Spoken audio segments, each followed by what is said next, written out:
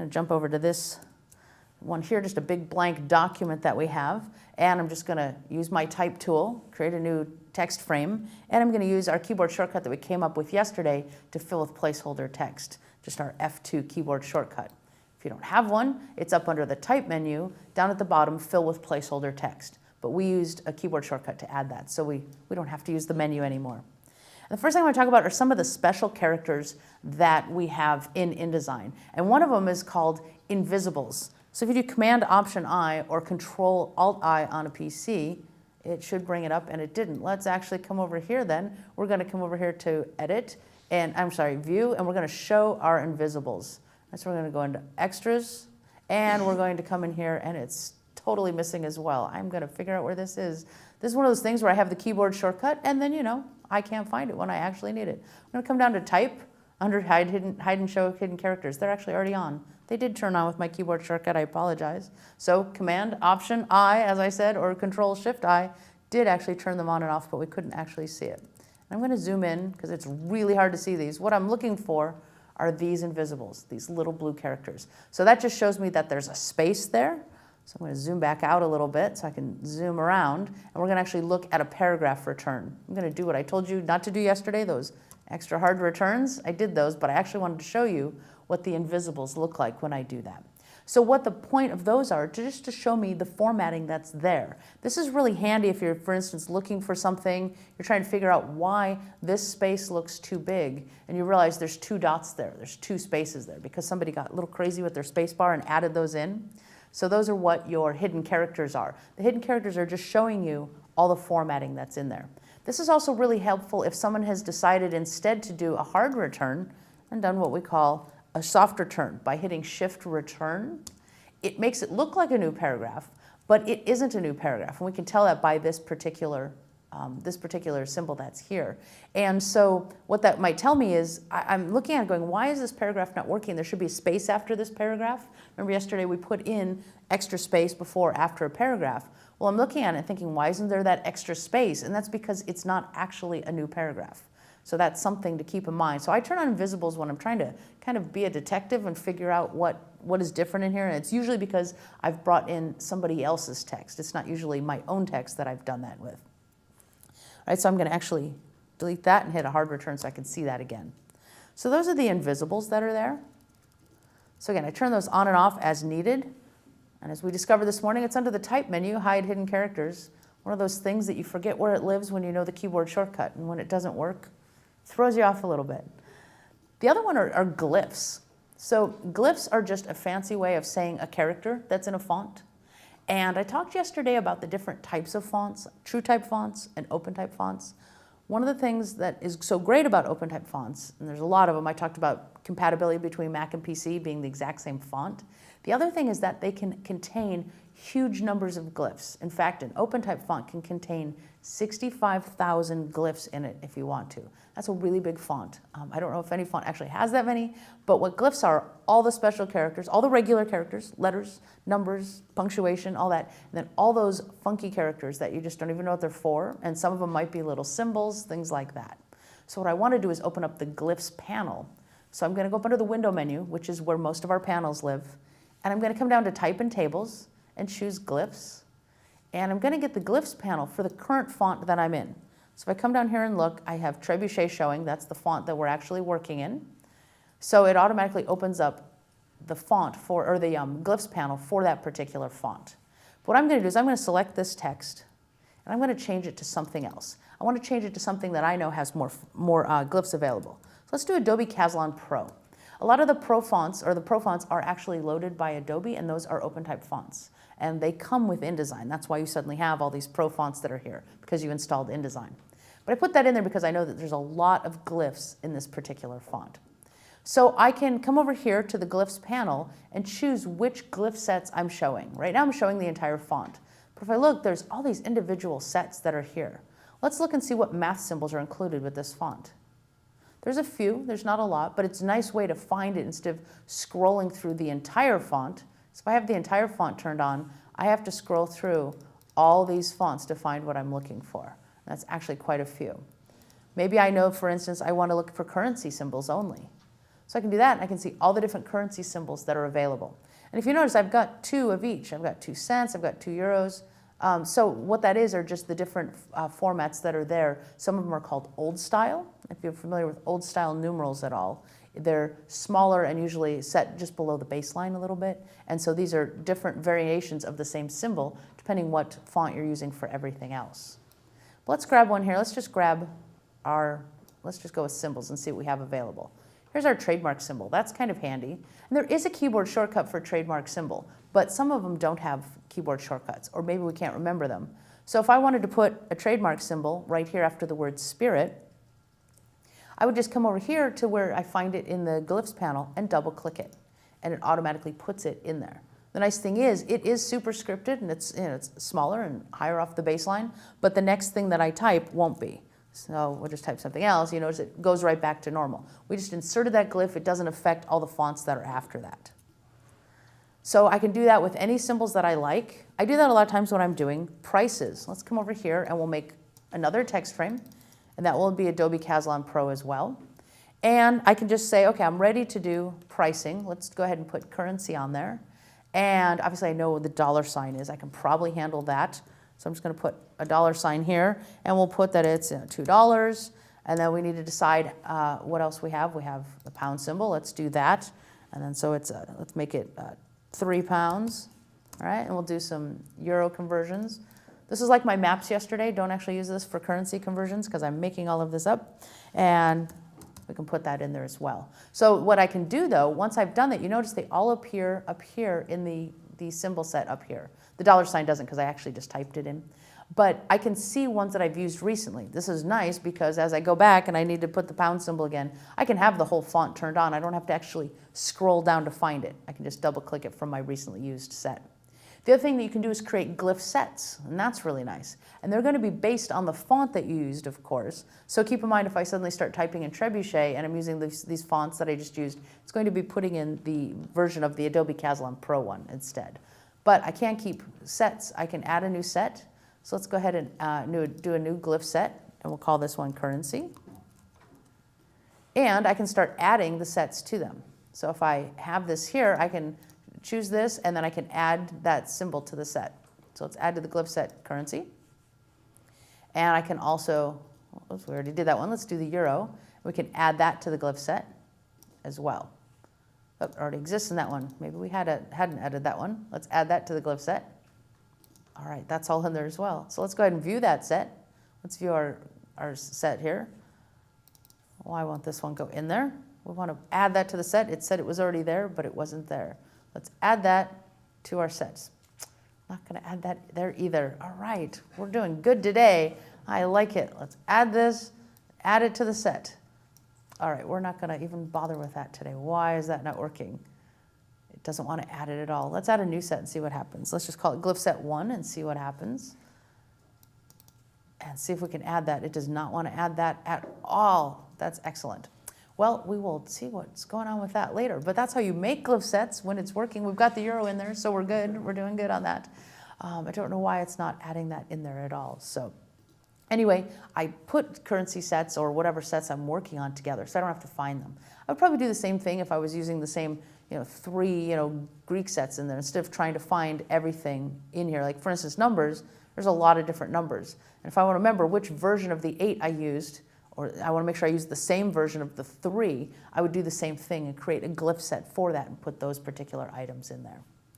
So glyphs are great. Like I said, there's just tons of different options that we can have in here. This is for when we're doing individual items that's here. Now, if we wanted all our numbers to be old style, I'm not going to go in here and type each number every time from the glyph set. I can actually turn that on when I'm using OpenType fonts, and we're going to talk about OpenType in just a few minutes, some of the special items that are there.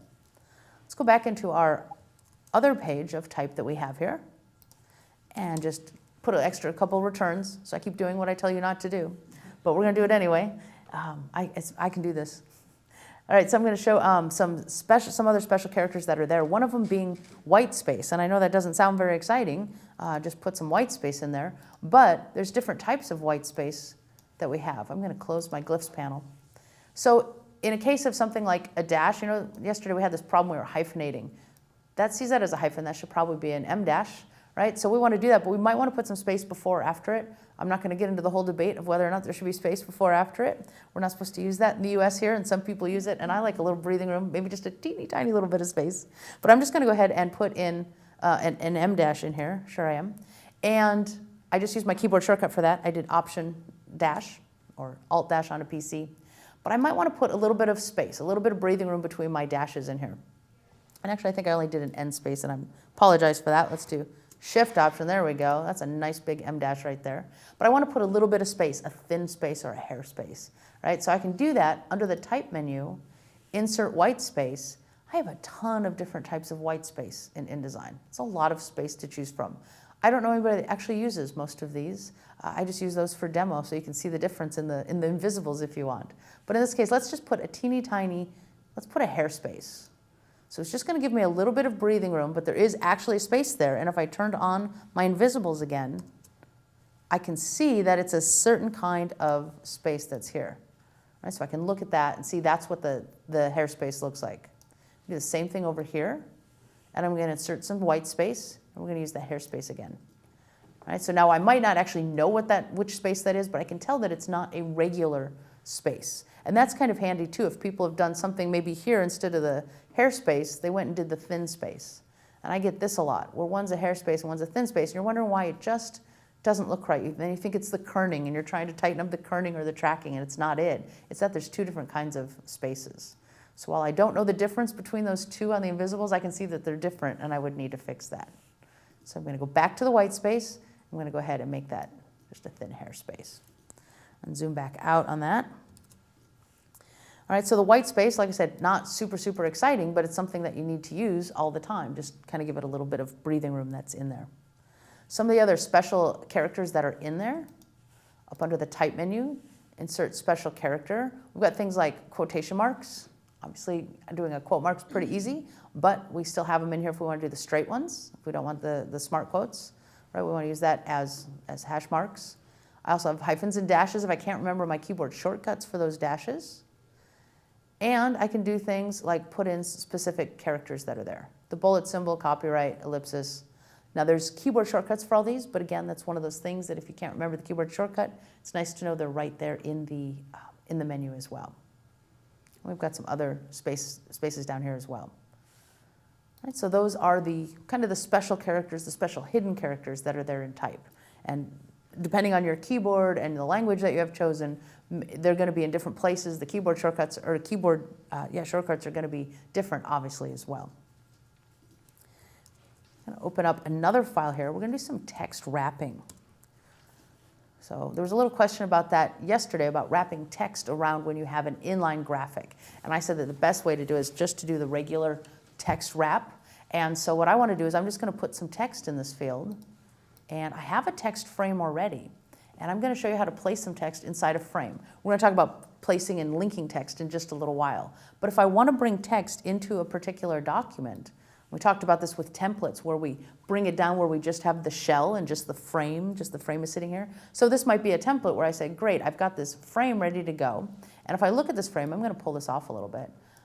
I can actually look over here and I can see that we have these margins. Remember yesterday when we started the very beginning, one of the questions was how many columns in your document? Well, this is what happens when you have a margin area. This is the purple line here. And these two lines down the middle, I've told it it's 2 columns with a certain amount of gutter in between.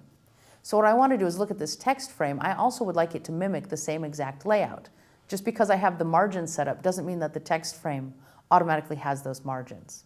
So I'm going to select the text frame with the selection tool, the solid tool, and go up under Object of all things. I know it sounds like it should be under the Type menu, but it's under the Object menu because we're working with the frame itself. So we're going to open up the text frame options, and I'm going to tell it I want it to be 2 columns. So it's already set up for 2 columns. We just can't see it. It's not turned on. 2 columns here. And the gap, I'm pretty sure I did not leave at 1.667. So I'm going to actually make that, I'm sure it's probably, let's actually make it 1.5 and see how that works. Right, we'll just look at that and say OK. And we'll come over here. We'll drag this back out to our margin size here. And I'm going to bring some text in. All right, so I'm just going to put my cursor in the text frame. And I'm just going to go ahead and do place. So I've got my cursor in there. When I choose place and I put some type in there, it's going to actually flow it right into where my cursor is. So I'm going to do File, Place, and come out here to my text. And I've just got this RTF file.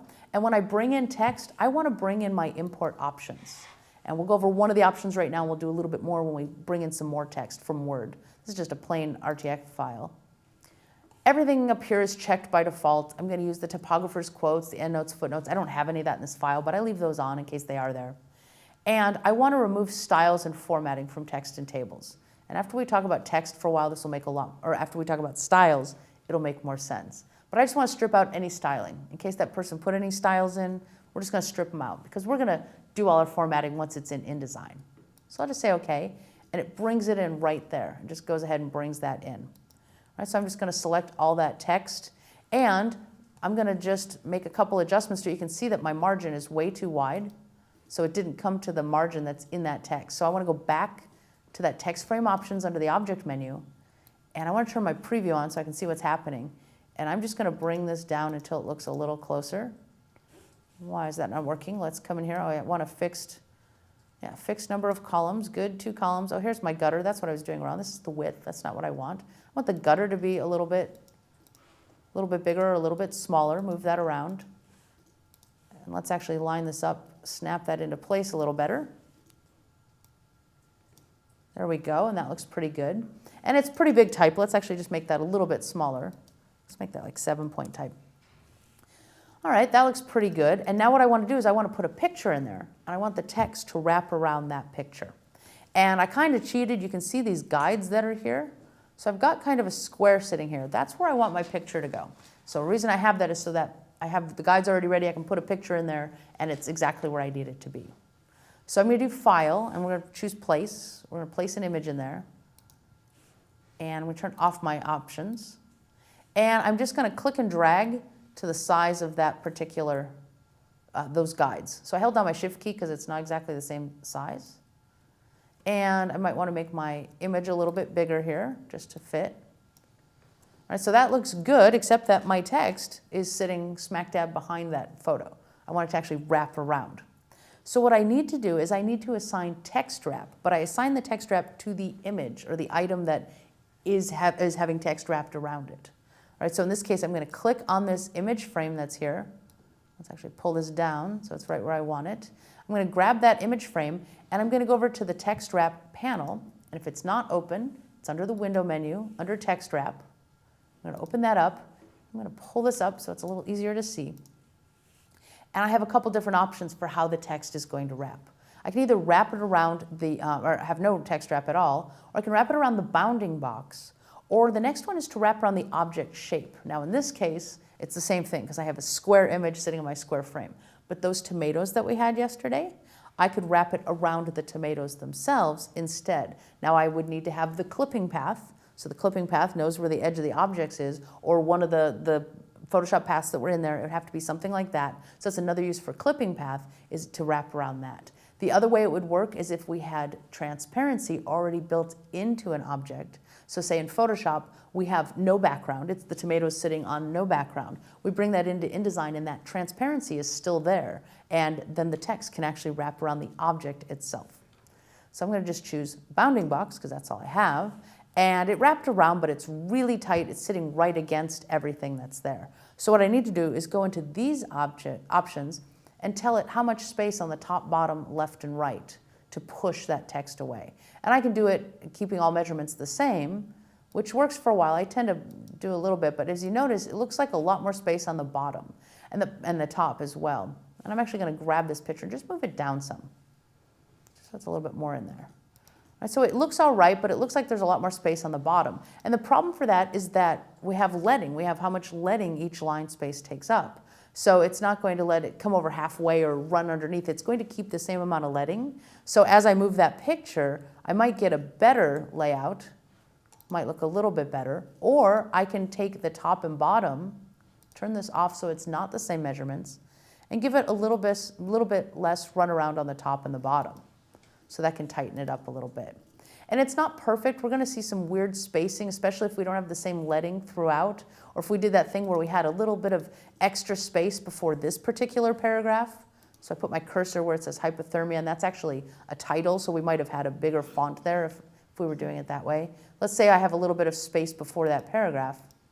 Now my spacing is a little off. So we're going to get some weird oddities that way. So I don't think that the text wrap is perfect, but it sort of can't be because of the type that it's interacting with. So I usually just try and find a little space that looks good, try and just move it around till it balances the text nicely. Does some weird things here. Because I have justified text, there's a lot of hyphenation and a lot of really strange spacing as well. You know, so there's big gaps right down here of white space. And that's because I've done the justified. But the justified type just demonstrates a little bit better the text wrap that's in there. Now, the text wrap is affecting any text that runs into this text frame. Unlike other programs that used to do it a different way, you used to have to always have the thing that's being wrapped around on top. So the text was always behind. It only affected items below. But with InDesign, it doesn't matter if the text frame is on top or behind. So the stacking order doesn't matter. But what if I wanted to put something on top of this image? I just want a little text frame that says hike. So let's actually do that. I'm going to just draw another text frame. I'm just going to draw it off to the side to start with. Get off that text as it is, and actually turn my pasteboard on so I can see the edges and work with. And maybe I want this to just say hike. And we want that, and it's going to be bold. And I want to move this on top of that text frame. When I do that, as soon as I hit it, it goes away. It goes away, and I get that little plus that tells me there's more to that story. And that's because it hit that picture frame, and that picture frame has text wrap on it. So it's wrapping, and it's in a small text frame, so it wraps and it goes away. So we don't want that. So what I need to do is select the text frame that I want to be on top of that image, and I go back into that same spot under the Object menu, Text Frame Options. And I'm going to tell it that that text frame ignores text wrap. So when I do that, it shows up. So now it's going to ignore any text wrap it runs into. So when it hit that picture with text wrap, it just ignores it. Now keep in mind, if it hits something else that it needs to wrap around, it won't. It's ignoring all text wrap. That's all you can do is tell it this text frame will ignore any text wrap commands that it runs into. So I'll say, okay, I can put that on top, and then we're good to go. Text wrap makes sense? Getting text wrap around? So that image is just sitting there floating around. I'm actually going to shift select both of those so I get the image. I'll even group that together. And then I can move this image around, and the text flows around it. I'm going to put a different picture in there in a second so we can see what happens with when it's not the bounding box, but the object itself. So let's actually do that. Let's put in our tomato picture. And let's see if this one has a drop shadow that was in Photoshop. So I did the drop shadow in there. It has transparency in it. So it shouldn't have a background. It's a PSD file. So let's actually put that image in here. All right, good. So I can see that I didn't need to do a clipping path. That clipping path was actually done in Photoshop. The background was pulled out in Photoshop, and it even has a drop shadow already in it. That's in Photoshop. So any transparency that's in Photoshop will actually come into InDesign just fine. But what I want to do is select the image, and I want to tell it to wrap the text around. Whoops, let's not do that. Let's actually grab the frame with the selection tool and tell it to wrap around the object. Why isn't it doing it? Or we may have to use our clipping path on this. It's not wrapping around the object as it should. Let us go ahead and grab a clipping path then really quickly. I'm going to do the down and dirty clipping path we did yesterday, which was detect edges. So come down under the Object menu, Clipping Path, Options. Just tell it detect edges. Great. Now we have it wrapping around that particular image. And when you're using a path that is not a square, you have one option for the offset. Right, so we're going to come in here and just push it out. And if you see, you can see where the path is. But you can also see the blue path. That's the text wrap path. So let's look at that. So again, we can move that around until it fits nicely. Let's fit it somewhere that looks really good. So as I move around, it should draw it. It's got some weird drawing issues lately, I've noticed, where it's not super smooth. You should be able to see the text as you're moving it a little bit better. All right, so we can just put that image there, and we have the text wrapping around the image. So it's pretty easy to just plop things in the middle of your text flow and have it wrap around that way. Does that make sense? Pretty good? Yeah, that's pretty cool. All right, let's go we did text on a path already, so I'm going to do eyedropper again. I'm going to do eyedropper now to pick up text attributes instead of picking up color attributes. So let's go over here actually to this chunk of text that I have. And I'm going to shorten up this paragraph a lot. We don't want this much text in here. All right, so I have this text here, and I'm going to create a second paragraph with my type tool. Actually, let me zoom in a little bit on that so we can see it a little bit closer. Close our text rep panel. So I can come in here, and I'm just going to put some text. Use our placeholder text that's here. And I can see that these are different. The colors or the fonts are different, and the lettings a little bit different, and the size is a little bit different as well. In fact, let's make this a lot smaller so it's very obvious. And what I want to do is I want to pick up the styling from this paragraph up here and put it in the paragraph down below.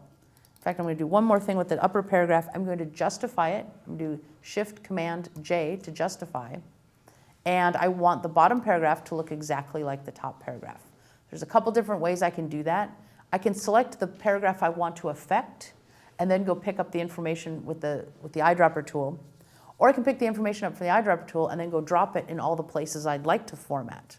Does that make sense? Okay, so what I'm going to do is actually I'm copying this bottom text frame and doing another one as well. So we can pick up the formatting from the one paragraph and drop it on two other paragraphs as well. So I'm going to grab my eyedropper tool. And I'm going to come in here and I'm going to try and hit one of the letters. And the reason for that is I don't want to pick up just the paragraph styling. I want to pick up the character styling as well. All right, so I'm going to come in here, and then I'm going to drag across the letters. So I clicked with the eyedropper tool, and then I'm dragging across the letters on these other paragraphs. All right, I can also just drop it inside, but that gets the paragraph settings, but not the character settings. I need to make sure, remember when we're working with characters, that we have all the characters selected. So I'm drag across and drop that. So that's a quick way to pick up the characters settings from one item and bring it to another.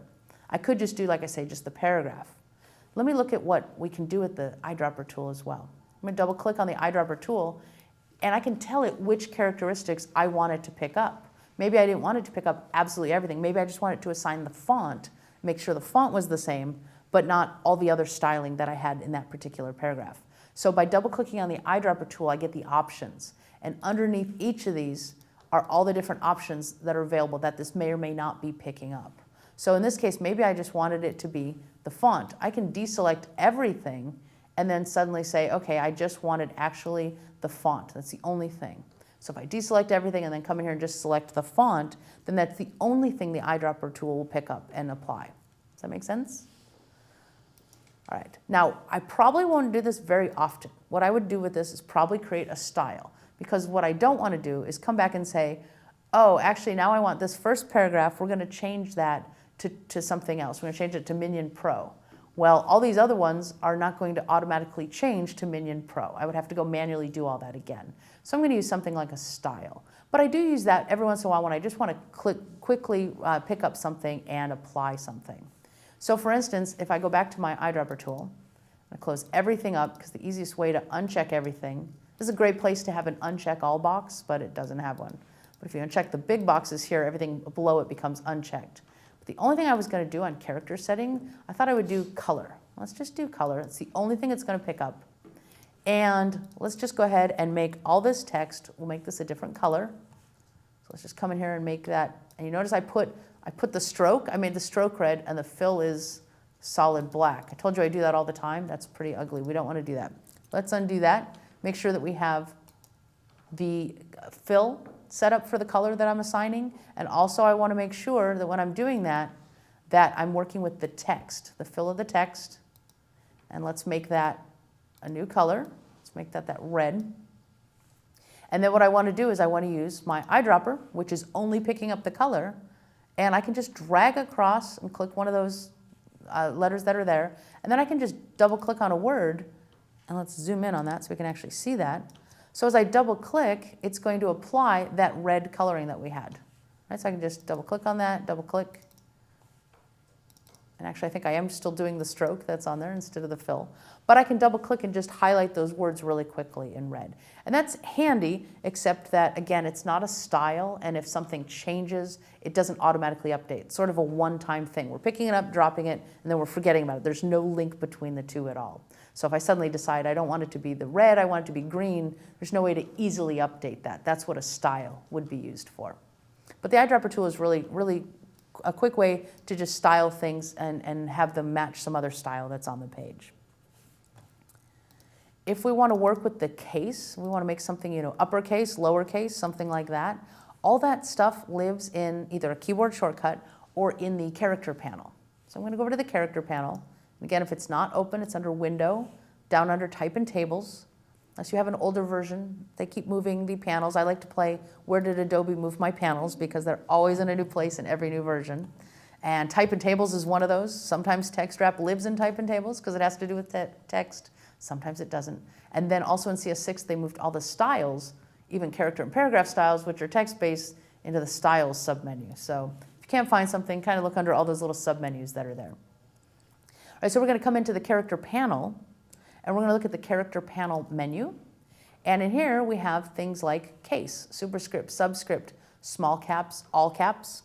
So if I say all caps, suddenly I have everything in all caps. And there's a keyboard shortcut for that, but I can do it really quickly from this menu as well. Maybe instead I want to do small caps. And small caps just means it looks like caps, but anything that's capitalized, of course, is a little bit bigger. So by doing that, we are able to assign a new case to the text that's there. I can also do things like superscript and subscript.